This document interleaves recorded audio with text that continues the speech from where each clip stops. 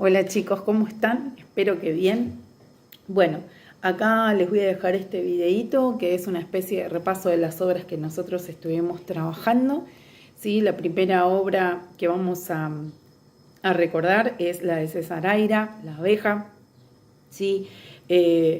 Nosotros vamos a ver cómo esta novela lo que va a estar haciendo es un trabajo de ruptura y experimentación, ¿sí? Con el lenguaje, con las formas y los modos de decir. Eso es lo que nosotros habíamos estado trabajando, ¿sí? Y analizando en la obra. Bien, si nosotros decimos que rompen con viejas convenciones tradicionales en lo que es la literatura, lo primero que me parece interesante resaltar es esta construcción del personaje que hace César Aira, como si él nos diera una especie de guiño de esas estructuras tan marcadas que nosotros vimos en práctica del lenguaje, en el ciclo básico, que son los géneros.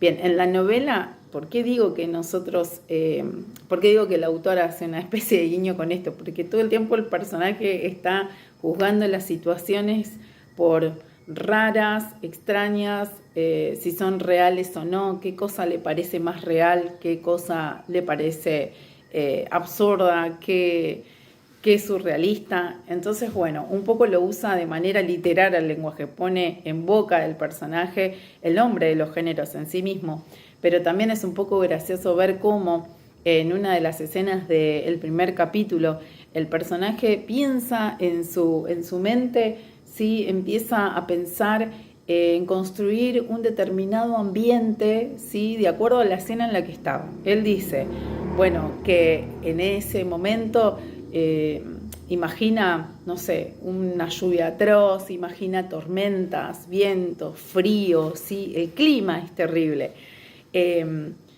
porque lo necesita para crear una atmósfera, ¿sí? ¿Cuál era la atmósfera? Bueno, él tenía una mujer secuestrada, ¿sí? En un lugar alejado, en una granja muy alejada, y planea matarla de ser necesario. O sea que hay, enmarcado en el realismo, una mezcla de misterio y acción, ¿sí? Por así decirlo, realista, ¿no? Realismo. ¿Por qué? En esto yo sí tengo que hacer un guiño, porque como decíamos, a lo largo de toda la obra nos vamos a encontrar con un quiebre permanente de la imitación de la realidad, ¿sí? Nos encontramos con situaciones fantásticas, como por ejemplo que una paloma se ponga a hablar con un gorrión, ¿sí? Que se transmitan un mensaje y que estén hablando de Lorenzo. Y también nos encontramos situaciones absurdas, ¿sí? Como por ejemplo que, no sé, que intente comunicarle algo Lorenzo a los chinos con los que convive o los que conoce hace 20 años que están viviendo en Argentina y todavía no saben hablar el español. También es absurdo que se haga una fiesta, que se arme una fiesta en esa granja, que los chinos no escuchen los gritos de la mujer secuestrada. Es absurdo que se sume a esa fiesta Lorenzo, que se emborrache y que se monte en unos zancos de 4 metros con pantalones de todos los colores. Bien, entonces, encontramos esto, por un lado. Por otro lado, también vamos a ver como otro de los rasgos de ruptura y experimentación que se rompe con el orden cronológico temporal. Y esto se ve muy marcado en el capítulo 4, ¿sí? Donde aparece una mamá contándole cuentos a sus niños. Esta mamá que le cuenta cuentos a sus niños, parece que esta escena, este capítulo es sacado de otra novela, ¿sí? Porque no tiene nada que ver con el secuestro, con Lorenzo, pero en realidad sí tiene algo que ver con Lorenzo, porque luego en el capítulo 6, cuando pasamos al capítulo 6 de la novela, encontramos que este momento, ¿sí? Que da el cierre y la finalización de este capítulo, nos deja ver que eso ocurre horas previas de que el contador secuestre a la mujer de Lorenzo. ¿Qué implica esto? También que rompe con otra concepción, ¿sí? Que es la de un lector pasivo, ¿sí? Acá el lector tiene que estar completamente atento, no perderse ningún detalle para que después pueda tomar esta pieza del rompecabezas y encastrarla en el lugar en el que iba. Bien, entonces, un poco el autor invita, ¿sí?, a un lector que esté dispuesto a jugar este juego, ¿sí? Y por último, para hablar de la ruptura y experimentación puntualmente, encontramos que se rompe también con el uso convencional del lenguaje. El ejemplo más claro es que hasta genera cierto humor este nombre que le da a la mujer secuestrada, Skoda, ¿sí? El mismo Lorenzo dice que se pronuncia joda. Entonces, nosotros acá podemos notar que lo que busca, ¿sí?, la ruptura y experimentación es con el lenguaje generar algo en el lector. En este caso puede ser risa. Y hay otras montones de situaciones que también pueden ser graciosas dentro de la obra de César Aira. Pero bueno, ahora estamos hablando de cuando rompe con el lenguaje para generar esto. Pero también puede generar cierta incomodidad, como nos pasa al principio, ¿sí? Cuando nosotros empezamos a leer la novela, nos incomoda un poco, nos escandalizamos con el hecho de que Lorenzo empiece a decir una sarta de insultos y agravios contra la mujer secuestrada cuando todavía no tenemos ni contexto de lo que está aconteciendo. Bueno, un poco acá tenemos una síntesis y resumen de cómo trabaja la ruptura y experimentación César Aira, con qué rompe, con qué experimenta, qué genera en el lector y bueno, a estar atentos estos lectores, porque bueno, ahora en un rato continuamos con la segunda parte donde vamos a hablar de otras dos obras que también son interesantes y requieren de esos lectores activos. Bueno, ahora vamos a hacer un breve repaso con dos obras que estuvimos trabajando, ¿sí?, para ver la alegoría. Repasamos un poquito también este concepto de lo que es la alegoría. Sabemos que es una técnica literaria, habíamos comentado eso, ¿no? Es una técnica literaria que va a utilizar elementos concretos de la narración, como por ejemplo personajes o determinadas situaciones o objetos, para representar ciertas otras ideas abstractas, otros conceptos abstractos, ideas o valores, ¿sí?, que el autor está queriendo comunicar mediante la obra. Siempre va a ser una crítica, ¿sí? La alegoría se utiliza, ¿no? Es un recurso literario que permite a los autores decir algo que no pueden decirlo literalmente, ¿sí?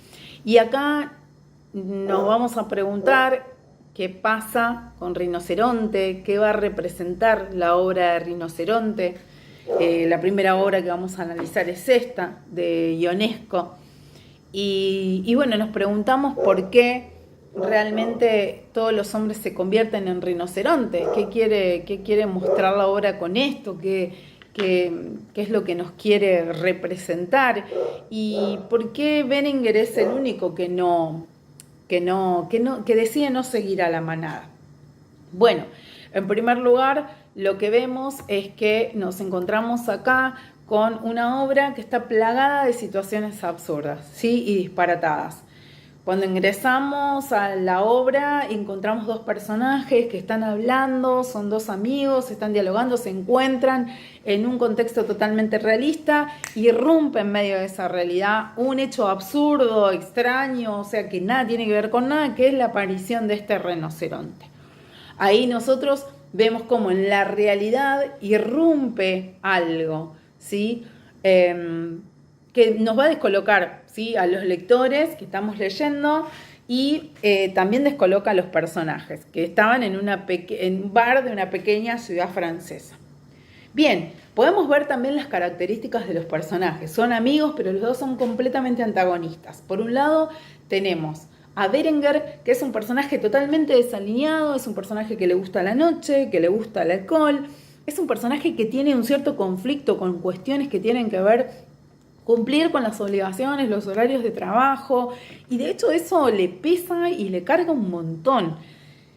Y se lo confiesa Juan, se lo dice, pero Juan en esto hasta como lo trata de manera despectiva, ¿sí?, lo trata de irreflexivo, lo trata de estúpido, lo trata de irracional todo el tiempo en cada una de las conversaciones.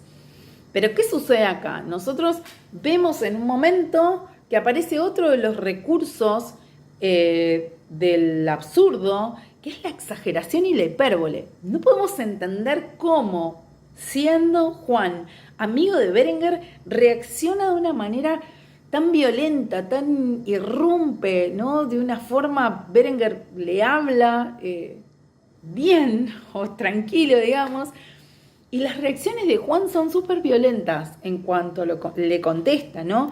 Pero bueno, esto lo vamos a ver marcado de una manera más intensa en esa parte de la obra en la que Berenguer, termina decide ir a la casa de Juan para pedirle disculpas porque lo había hecho enojar en el bar, en esa discusión de los rinocerontes, que bueno, había sido media tonta, pero sin embargo Berenguer se hacía responsable del mal que había hecho, o sea, como el sujeto un poco extraño en ese lugar, ¿no? Como medio descolocado.